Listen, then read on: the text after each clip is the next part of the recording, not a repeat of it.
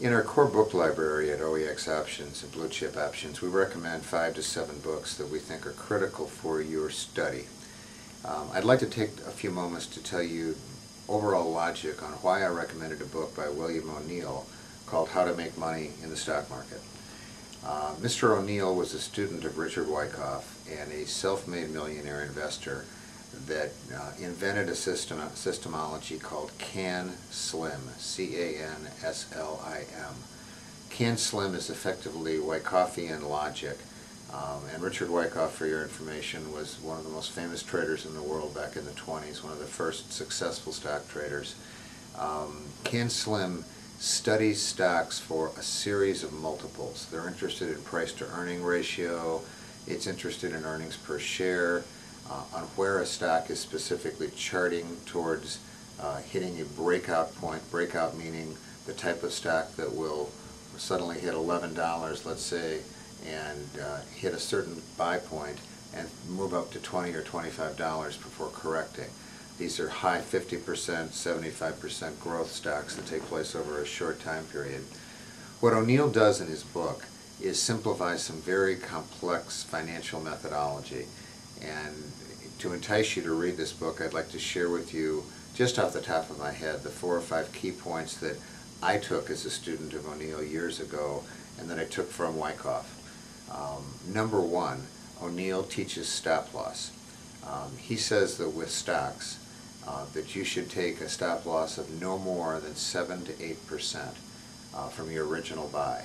His logic is that if you start to buy, if you own something and it goes down 20 or 25% after you've bought it, you'll have to be returning 33 to 50% to break even, and that once a stock has started its demise, you may be in for a longer time period of its downturn, and you're holding something that doesn't return value. O'Neill says cut bait, get out. So if you buy something at 10 and it drops 8%, have your stop loss in place and sell out. The logic of the tight stop loss is very effective. With our services, there are some stocks we don't use this with, and we use instead a 25% trailing stock because the stock itself might be more volatile. As you study O'Neill's book and you study Floyd's work, recognize that O'Neill's work is clear-cut only for breakout stocks, and the Floydian methodology of stock trading includes breakout stocks, speculative stocks, and core stocks. Some, in other words, that may go down in price as you first buy them, but you're buying it on volatility and ready to buy again. So number 1, O'Neill teaches stop loss. He also teaches position sizing, that he wants you to get to know just a few stocks, not a lot of stocks. O'Neill says, I think, between 8 to 16 stocks that he would like you to own and study. Wyckoff says 50. In that category, wherever your choices are, the more you know about less, the more you know. The more you know about a lot, the less you know. So if you have lots of information and only a portion of it is conclusive, that you've concluded data from it, you're more dangerous than if you know lots about something. Pick the stocks and the sectors that are important to you and focus in on them and learn specific stocks. Next, O'Neill talks about relative strength in the market, and he's extremely good on it. There's a methodology in charting called the relative strength indicator. It's a lagging indicator and typically not valuable.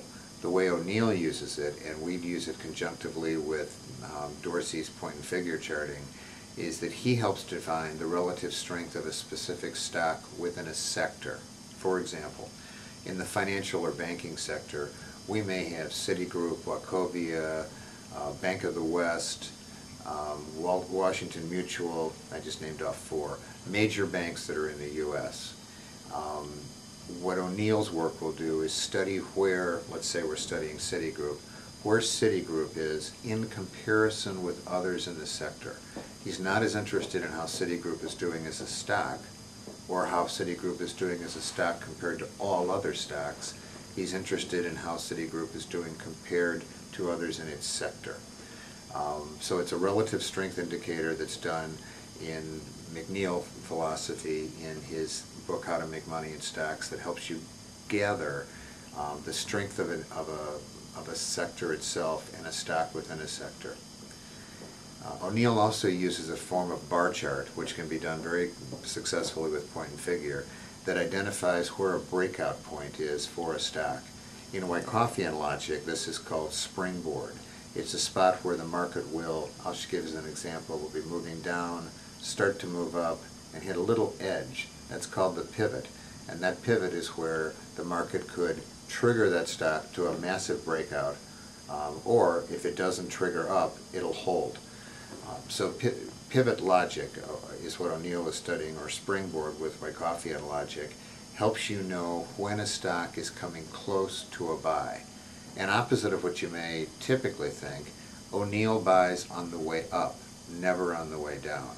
He wants a stock to already be doing well, not doing poorly. He doesn't want to buy a value stock. He wants to buy a stock that's already valued.